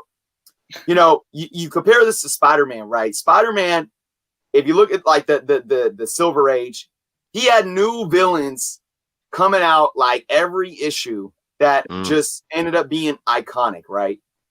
I think X-Men has those same types of villains spread throughout that never really got the proper love or dues, but I think in today's industry, they are absolutely doing it. We talked about Mr. Sinister. We talked about Apocalypse. I think Omega Red is another one for sure. Yeah, I agree. I think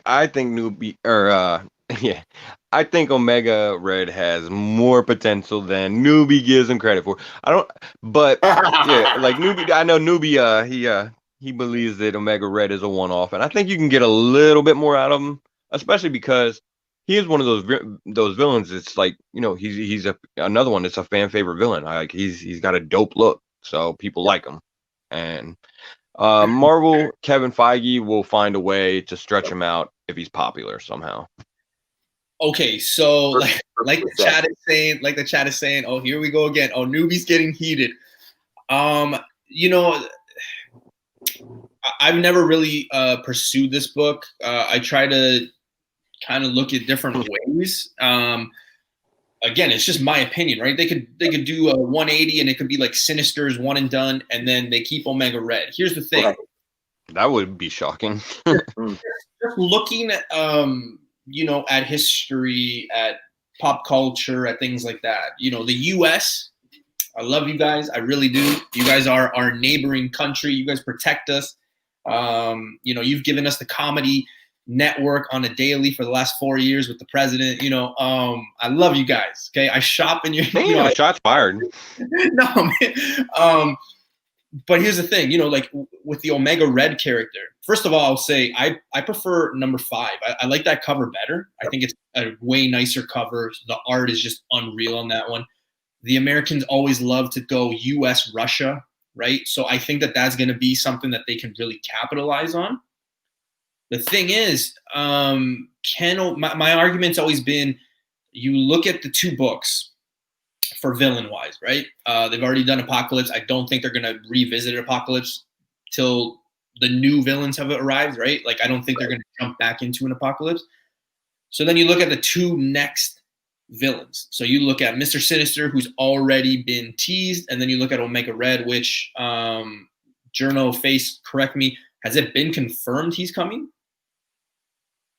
No, there's no. Yeah, I'm not sure if there's any actual. It's you get. I'm very, very. I am. There are confirmations that are considered confirmations that I don't consider confirmations until I hear it from the horse's mouth. Yeah. This is not. There's nothing to confirm that. But yeah, go on though. Yeah. I was just saying I think, and here's the argument, because I've had to also look into how I say it, right? Like a one and done. I think when you look at both of those villains, I think, yes, out of those 2, I think Omega Red has the ability to be a one and done, because if they're looking at, say, marketability and things like that, like, let's be real here. Look at how they were able to do Thanos for so long, right? Do I think Mr. Sinister is going to have that run? No. But I think that you can market Mr. Sinister. He shows up here and there. He does a little cameo, and then they finally get him. I think he is a big baddie. So, yeah. The issue, too, is both the books are similar in price, too. So, I mean, you can't really go wrong with it. I've just always leaned towards Sinister. That's all. I mean, yeah, I like Sinister and everything. But, as far as speculation goes, if Omega shows up even as a one and done, he's going to show up. He's going to be in the trailers. He's going to appear in a movie. So, the book is one that if you're going to buy it now, you're going to see a spike whenever he shows up in that trailer or whatever, shows up in the movie. So it's still, it's a good spec investment. Yeah. Because you'll probably see Omega Red. And I would not compare Omega Red to Mr. Sinister in some way, but I don't think Marvel Studios would be in a position to where they would have to choose something like that. Yeah. And that's the thing, it's like, to Face's point, it's like Marvel Studios can literally do anything because their, palette is so long and wide. Yep. And I mean, they can literally introduce Omega Red in a Black Widow movie to some capacity. Yeah, they could. Not introduce the Xmen for 5 more years and then bring Omega Red back, 8 years down the line or something. So they got nothing but time. Show just how much wiggle room they have to just to play around. But I think to Face's point too, this character, especially for my generation growing up, And what the character is very iconic. It just has to have, if they bring him in a movie, it has to have the right writing and story behind it. Yeah, absolutely. And again, besides Duke Newbie, didn't you love him in Iron Man 2 anyway? Whiplash, get out of here. I think both. My bad. That was Whiplash. I think both of them have their appeal. Obviously, Sinister is the bigger one, but I mean, yeah. Do I think it's one and done? Maybe, but it also has room to grow. Absolutely. You know, I don't think they necessarily have to kill the character off. They just have to beat them. They have to just come out victorious at the end of that movie, and then that's it. He shows up again. Well, and that's the thing about Omega Red is he's that solid like hench type villain, you know, like sort of like a Crossbones or whatever that they you know they. Well, here's the thing, right? Like MVS is saying, but if Omega Red becomes a hit, they'll keep him longer. Yeah, exactly. I just want to bring this up. Michael B. Jordan played an amazing Killmonger. Like everybody was like, "Oh my God, what are you doing killing him?" Right? Yep. That will help it moving forward. That they don't do one and done. He'll probably just like fall. You know, like I could see Omega Red just like they blow him up and like he's dead, or like he falls off a cliff and goes into the mist and he's dead. You know what I mean? Like I could see that happening. Yeah. Just because they're bringing back Killmonger anyway, so just because they have this issue come up, right? Like look at this issue. If they didn't kill Killmonger, I mean, obviously they didn't think something like this would happen to Chad Boswick. Sorry. You know, like we wouldn't have these discussions about the next Black Panther and things like that, right? We would know, but you never know if a character is going to hit until the movie drops, right? So. Yeah. The other thing too, Jerno, I know we're faces with this, but where are you on heroes versus villains? Because, and what I mean by that is when you're collecting, obviously you have like your iconic villains, like you have Joker, you have Mr. Freeze, Poison Ivy, you have your Thanos, things like that, Galactus. But where do you stand on some of the characters that aren't at that level? Like, would you spec hard on these villains or no? It all depends on context. You know, I like to look at everything as in its individual context, because you can't just say villains are hard to spec on because, you know, they don't get whatever when it comes to movies or live action and all this stuff. But at the same time, we could sit here and say that there are iconic villains that have books that don't get the love. I mean, look at Mr. Sinister. I mean, literally, I Mr. Sinister's book, and I'm just throwing numbers out there, but I think I purchased that book maybe not even 5 years ago for like $3, $2.21, and you know, I think it was at an A1 comic sale or something. Yeah, I mean, so that's context, right? If it's affordable, if it's workable, you know, even Apocalypse book was very undervalued for a long time. Yes, I do feel that the good thing about Marvel too, though, is they have so many heroes that have been introduced in the different ages. I mean, look at Darkhawk. Darkhawk #1 was a joke for so long. And I don't know about you guys, but I'm a part of all the Facebook groups that for the last 5 years were jokingly saying, show off your Darkhawk #1 so we all can retire. Yeah. Now you can't find that in the back issue bins anymore. It's pulled.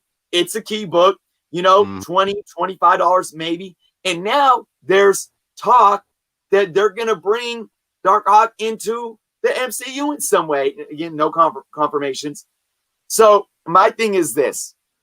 There's obviously more potential because you have a lot of characters throughout the ages where books are more affordable.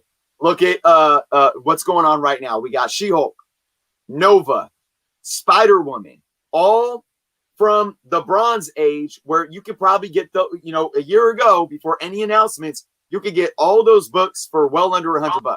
Now, good luck getting them under $100. So again, I mean, if you have to break it down and you're only focused on that long-term investment due to movie hype or live action speculation, sure, I would probably put a lot of the heroes above, but it all has to be context, because there's so many villains out there that can, play a role. And I just want to say one more thing too. There's characters out there that lean in between the villain or the hero type that could be antagonists, like the Living Tribunal. Yeah. That, was, and that's the Silver Age book that I felt was very, very undervalued for such a long time. Man, I still think it's undervalued. Even people, like, it's crazy. Just to for give someone for a character that's so important to the Marvel universe, man. Yeah. We can talk about Living Tribunal in a second, but yeah, I just wanted to bring this up because it was a book I was actually going to talk about. I've given one of these out every giveaway I've done. I have a copy, but the last CGC sold 9.8 was $400 Canadian. The last CGC 9.6 was 158. You see the jump there. It's almost $200 in just that one. The last raw sold in near mint, in quotations. It was near mint plus on eBay, but you never know what you're going to get. Sold for $51 Canadian, and that's with your shipping and blah, blah, blah. Just remember, eBay, it's usually about 20% more than what you are looking at anyway. So just keep that in mind. But yeah, the Living Tribunal, I know it's not Xmen. I've always said that is literally a slept-on book. Like, people sleep on that book like crazy. It's crazy to me how that's been a $200 book Canadian. To me, I've always said, I've said it to Face, Hyper, Keys. I've always said it. When you're looking at like a decent book to get, usually it's in that $200 range. So for that book to be at that price for the last couple of years, it's really crazy to me. So For sure. All right, Face. Oh, I'm up. All right. Wait, is it you? Yeah, No, it's me. It's me. It might be. I don't know. It's me. Yes, I was going to talk about X-Force. So the next book I'm going to talk about right here, and I think we got one more each, but this is a book that, again, you can find pretty much anywhere. $5 to $6. I think I own like 5 copies of this book. I think I have 2 newsstand. Again, another book that I give away on giveaways and things like that. I know most people have this book, but it's one of those books, you hear it from a lot of people. Just stack it up, pick it up. You never know. This one kind of runs into the issue with 283 is like the first full. We get that wording again, the first full appearance. However, the market and the community has seemed to pick this one as the one to get. Me personally, I prefer this cover better than the other one. I don't know about you guys. Same kind of thing as Gambit.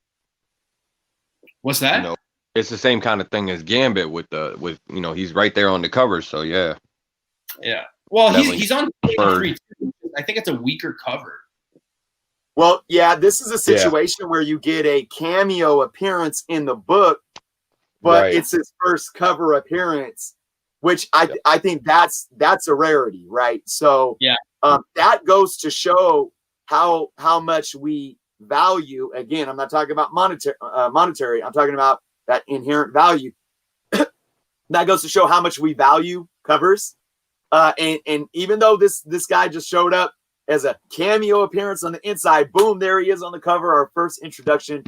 I think that's why this book will continue to be that sought after one. And yeah, and again, it's one of those books like you can almost find it. I think I've never been to a shop where I don't see this book in a bin. Like, it's one of those books I know if I go look at Xmen, it's there. Right. So yeah, definitely a book. Even if you don't believe in it, I mean, what's $5? It's got a first appearance. They could make it a really cool thing. I could see something with like him, Cable, him, just all that stuff, things like that. So yeah, definitely a book I would be on the lookout for. Again, I don't think that's that's not news worthy. I think everybody's got it. But yeah, you have a lot of people, you know, in the chat saying, you know, 282 is creeping up. I'd stock up on 282. You know, I've heard it from people that I follow, you know, Mel, Ultra, some guys on Flip Side, Dark Side, you know, a lot of people just pick this book up. It's not a bad idea. It's not a bad idea, especially at $5. It's not. Right. All right, Face, your last book, sir. We've got. All right. So, yeah, go ahead and pull up the next picture there. Boom, boom, boom. Stop screen. Boom. Yeah, there we go. All right.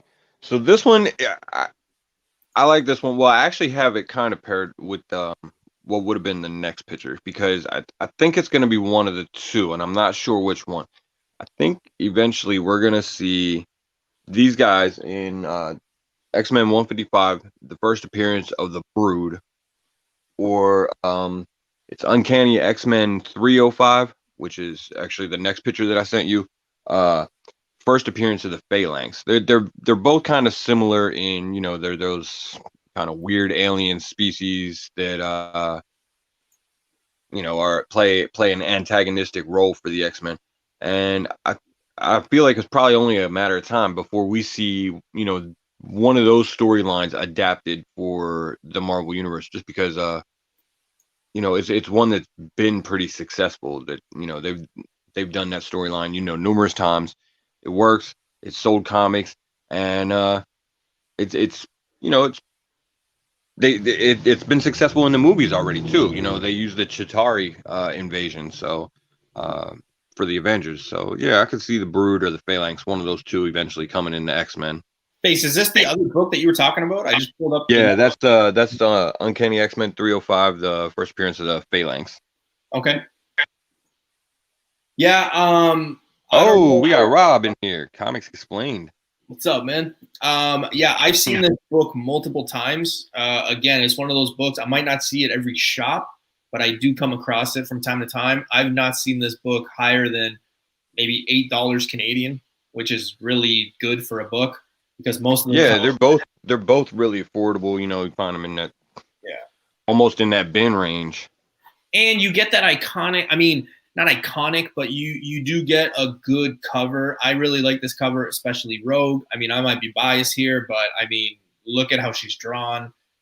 She's pretty sexy. You know what I mean? So, yeah, not the best. Looking pretty scared. I mean, if that's what you're into, I guess it would be there. It's not the best Bishop one, but yeah, overall, there's a lot of detail. I like detail and good art, so yeah, this is one. I think I've got 2 copies. I think one or two. I can't remember. But yeah, I would love to see them do, you know, either just like a standalone movie, or maybe, you know, something like that with the Brood or the Phalanx. And I think it's definitely something that they would probably consider doing.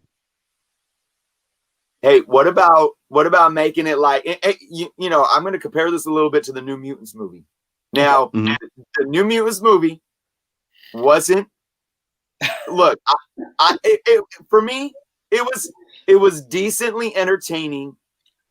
Even though they failed to really convey what I mean. Come on, Fox X-Men. Okay, that's all I'm gonna say about yeah, that. Right. I get what they were. I like what they were attempting, even though they failed at it. You know, with the horror type thing. But I think they could take this type of story art with these alien creatures and really make it like, you know, get away from that standard X-Men that we've seen and make it like even possibly a rated R type of alien type horror flick, and that would be dope. Yeah, I would go see that shit twice. Do you remember how crazy people were trying to get that New Mutants #1 when this was announced, like before it was anything? And a lot of people always got that purple cover. New Mutants #1, they got that purple, but they didn't realize that it was that graphic novel that was actually the first appearance. I remember a lot of people got screwed over that, but I mean, so many people. I remember that graphic novel was, I think it hit like $400 like years ago. And to see it where it is now, like you could pick them up like maybe 150, 140. Like, yeah, they should have not taken their time, but they should have maybe updated to the times. There was some rumors that they filmed it, then it stalled, and then they never updated it. They just like that whole thing was a mess. It was a mess. I just wanted to reference how they tried to go the horror route, you know, and I thought that was pretty cool of them to attempt that. I think it can be done. But yeah, that whole thing was a mess. It was ultimately a failure in my opinion. But here, I mean, with the Brood, man, I mean, that's a perfect setup. And again, under Feige, you know, yeah, man, like it's perfect. That would be sick. So are you thinking maybe they do like Legion, Runaways, New Mutants? Like, do you think that we will see like a bunch of reboots or any of these characters in anything we see in movies? Over time, yeah. Yeah. Because even those movies, man, like Legion, it's like a $5 book too. Like you see it all the time. Yeah. Bro, Legion is underrated, man. If they bring Legion to the MCU, that shit will jump. Yeah, it's crazy. All right, Jerno, give us your last book, brother, of Xmen Spec. All right. I mean, there's so many things. We've talked about so many good ones today. I could go so many different routes. I can even go X-Men, 257, where Psylocke becomes, you know, the Mandarin's assassin, because I love Psylocke so much and all that. Right. But I'm going to talk about House of M. Ooh, wow. I mean, you know, the House of M is in, you know, when you get outside of the box of standard X-Men character first appearances and all this stuff, and we talk about what we can see unfold, we know what they're doing with WandaVision and with the Multiverse of Madness and with Wanda going mad, and you know, the speculation on how they're going to introduce the X-Men or mutants into the you know, cinematic universe. I don't know, man. I think House of M can be, and I'm thinking, you know, you're taking these different crossovers to where you could take the characters that already exist in the MCU as tools to bring in some of the X-Men or mutant characters. Yep. And I think it's really feasible that they lead up. And again, even if it might be slow, even if it might be in a different way than it was exactly in the comic books, you know, we know that they changed a lot with Civil War just to make it fit within the cinematic universe. I definitely think the House of M is something that they could, that what we're already seeing can build up to. And it could be something, keep in mind too, because we got Fantastic Four now. We got the X-Men coming. There could be those Infinity Saga type buildups happening simultaneously, because they're all just not leading up to like one of Avengers film. You know, there can be different things that can lead up to this, that can, which may, you know, be key players could be the Fantastic Four, or another lead up with the Avengers, and another lead up with the X-Men. So I definitely think House of M is something that is on the horizon, no matter how long it might take. Sure. No, is House of M the one where Wanda also rebuilds that reality, and like Magneto is in charge? Is that accurate or no? Right. Yeah. And you know, the thing with that is that and that's the thing with Wanda and what they're doing right now too, because there's so many different things even within her story arc before House of M that correlate. You know, and that's why there's a lot of spec book on the WandaVision, you know, the first appearance of the kids, you know, Wiccan, and so all of those books, which really actually from their marriage, from Giant Size Avengers 4 in 70, when that come out, like 78 or whatever that was, leading up to when did House of M come out? 2000, and was that after Civil War? I don't remember now. I think it was after Civil War, right? Oh yeah. No. I don't know. I'm blanking. Maybe it was 2004. I thought it was early 2000s. I was gonna say like I was in 02. So it was before Civil War, right? Because it was when the New Avengers title I think the Will first for one. Rap, he's usually got some good info. 2005. What was it that led right into House of M? Damn, I can't. Man, I'm drawing a blank too right now. Yeah. Disassembled. Oh yeah, that's right. Yep. Damn. Yeah, it's not bad. And again, going with I know some people were talking about House of M too after which was a horrible first appearance or first episode of WandaVision. A lot of people were talking about that. That thought process of like, oh, it's a reality. Maybe we'll see it. Some people were talking about House of M. I'm seeing in the chats too. A lot of people are saying it's really affordable right now. So yeah, man, yeah, there is so much. When you talk Xmen, it is crazy to me, man. Like, oh, we barely even touched on all of the X-Men. I mean, and honestly, like we didn't even really go very deep into it. Like we hit a lot of the pretty surface stuff that yeah. Well, makes a lot of sense. Yeah, that you're gonna see soon. But there's a lot of stuff that when you really do some deep digging, that you could find tons of shit that's probably gonna show up in the MCU. Yeah, oh yeah. Like I think one of the ones that we haven't talked about actually too, and I saw it in the chat, was Alpha Flight. Like, yeah, I mean, especially, and the thing is too, with the way that Kevin Feige and his crew is structuring everything and how they keep building the cinematic universe in different ways, like by introducing Sword in WandaVision, like that's kind of like, it's kind of out there to throw that in there, but they found a way to make it work and make sense, and now they're going to be pulling that whole aspect into the Marvel Cinematic Universe. Yeah, it's going to be crazy. Really quickly before we finish off, X-Men, the five guys, the 5 team members, let's say, that we see face are what? What is your opinion in the first X-Men that we see when they come? Oh man, I honestly believe that they probably will go ahead and just forgo all of the early X-Men stuff pre like giant size. I think we're gonna get the staples, probably Wolverine, Storm, Cyclops, Jean Grey, Beast. I'm sure Beast will be there in some form or fashion. Okay, let's up the ante here, because we all know that we were told the WandaVision show is going to lead into mutants. It's going to lead into Doctor Strange, which is going to open up the path to mutants. I think I know your opinion on this. We will see mutants here. We've been told that. What mutants do you think we'll see in this WandaVision show? By the end of it, yeah. Honestly, I think by the end of it, I think the only one that you might see is Wanda. Like, I don't necessarily know that they're going to introduce a whole lot of new mutants directly in her show, but I think that there is the they will do something within the show that changes the concept of miracles to mutants. I mean, that's definitely a possibility.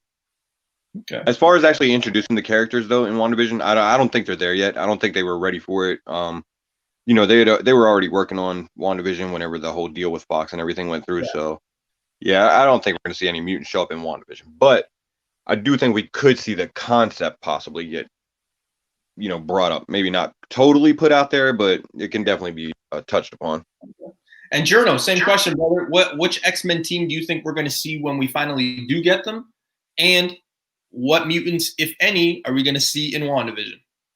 I like what Faye said about it being Wanda, because I think, even though they were technically experimented on, I think they already had the mutant gene, and the Infinity Stone helped bring it out.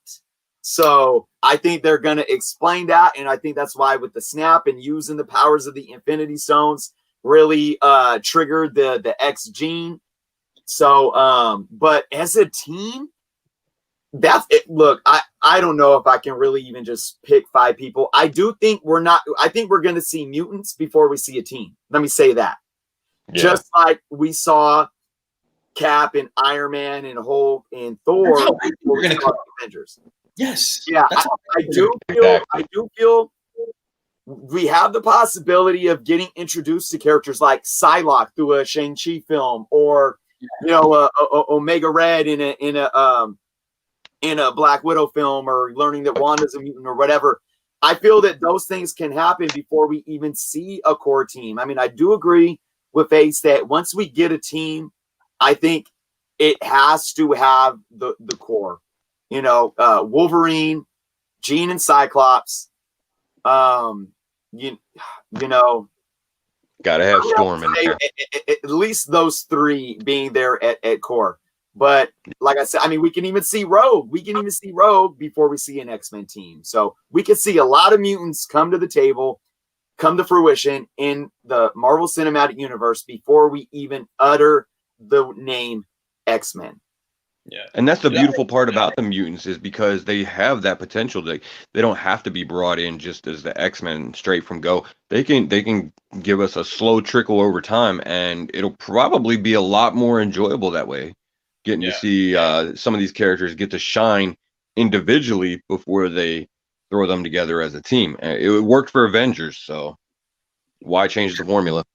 Dupe. Yeah, Keys isn't here, so you don't have to worry about that. Keys is a big Dupe fan, which is strange, but hey, that's how he collects. If they get James Gunn, man, they could see Dupe. Just before we finish off real quick, two things. One I saw in the chat actually, and the other one I was gonna say is, this one.